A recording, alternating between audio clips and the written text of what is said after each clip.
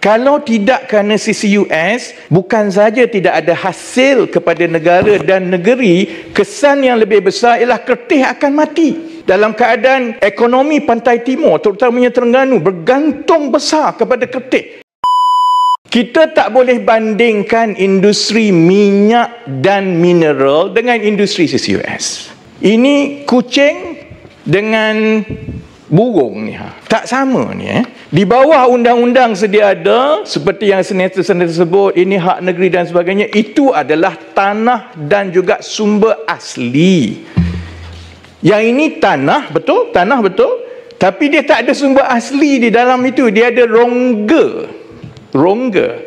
Kalau tidak ada CCUS, maka tanah-tanah itu akan terbiar semata-mata dan tidak ada hasil. Jadi sebab itu yang berlaku terutamanya di negeri Terengganu sekarang, dalam keadaan sebenarnya rizab minyak dan gas itu telah menurun dengan mendadak.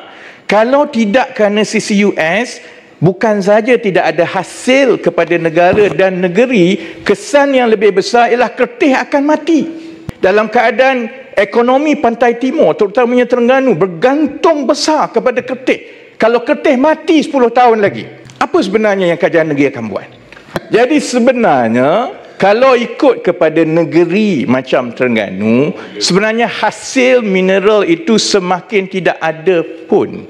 Dan sekarang ini berhadapan pula dengan risiko industri yang akan mati, yang akan ada kesan besar kepada negeri.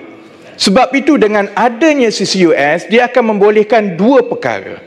Pertama, mewujudkan industri baru yang akan membawa masuk industri-industri lain ke negeri Terengganu. Kalau kita nak harap negeri Terengganu, kerajaan negeri Terengganu semata-mata bawa masuk industri beratus juta, ni mungkin payah.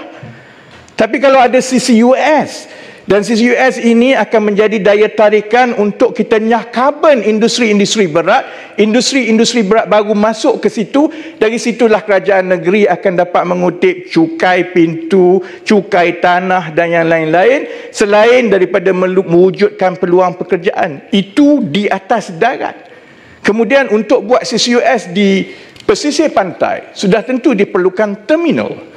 Dan terminal ini sudah tentu perlu bayar kepada kerajaan negeri dari segi segala bentuk kutipan cukai yang biasa. Sebab itu CCUS ini memberi nyawa baru kepada industri berat di Pantai Timur, terutama Kertih. Kalau itu bukan pulangan, saya tak tahu apa lagi pulangan.